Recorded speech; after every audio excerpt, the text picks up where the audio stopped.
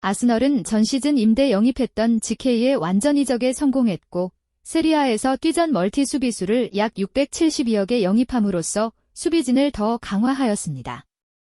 반면 울버햄튼은 공격의 핵네토를 960억에 매도하였고 팀 주장인 맥스 킬먼을 760억에 매도하여 전력의 누수가 크다고 판단합니다. 브라이튼은 프리시즌 친선 및 투어 경기에서 모두 전승을 기록한 반면 에버튼은 프리시즌 경기에서 1승 2무 2패를 기록했습니다. 친선전은 친선전일 뿐이겠지만 EPL 2부 리그 중위권 팀이나 사부 리그 팀에게는 전술을 시험하는 경기였다 해도 이겼어야 하지 않나? 라고 생각됩니다. 또 이번 시즌 중원의 핵심 오나나를 타팀으로 이적시킨 데 반해 브라이튼은 약 1,400억 이상을 선수 영입에 사용하였습니다. 브라이튼으로 마음이 갑니다. 사우스햄튼은 4위로 리그를 마무리하고 승격 플레이오프에서 집중력을 발휘하여 승격에 성공한 팀으로 리그 경기에서는 다시 냉정한 평가를 받아야 할 팀이라고 생각합니다. 뉴캐슬은 2015년 이후 홈경기에서 사우스햄튼에게 져본 적이 없습니다. 본머스는 최근 맞대결 8경기에서 노팅엄포에게 진 적이 없습니다. 최근 EPL 2시즌 동안에서는 1승 1무씩 거두며 노팅엄포 상대로 승점을 쌓아왔습니다.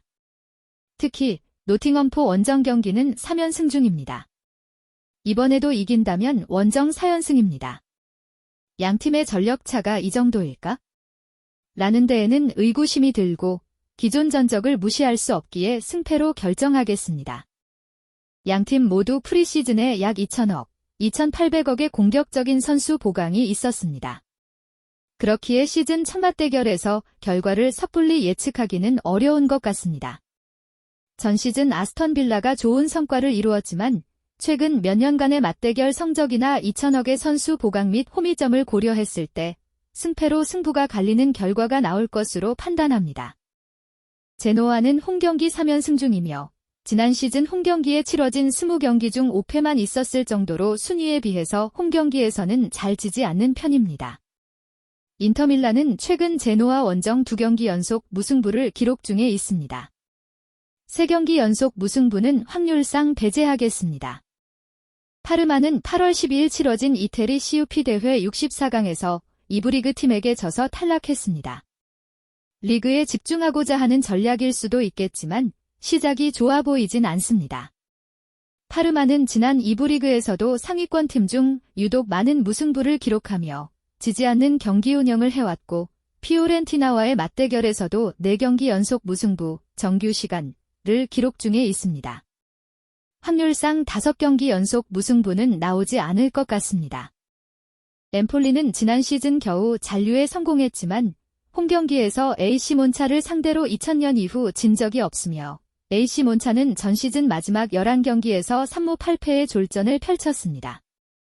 AC 몬차도 2년간 1부 리그에서 잘 버텼다고 생각합니다. 이번 시즌은 냉혹한 평가를 받아야 할 시즌이라고 판단합니다. 저는 승 또는 패 고민하겠습니다. AC 밀란은 프리시즌 동안 특별한 영입 및 이적이 없었습니다.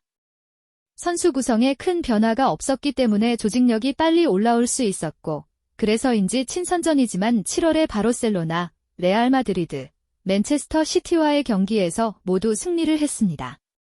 지금 분위기상 AC 밀란의 개막전 승리를 의심하기는 어렵다고 보기 때문에 반대로 왠지 무승부 가능성도 있다고 생각합니다.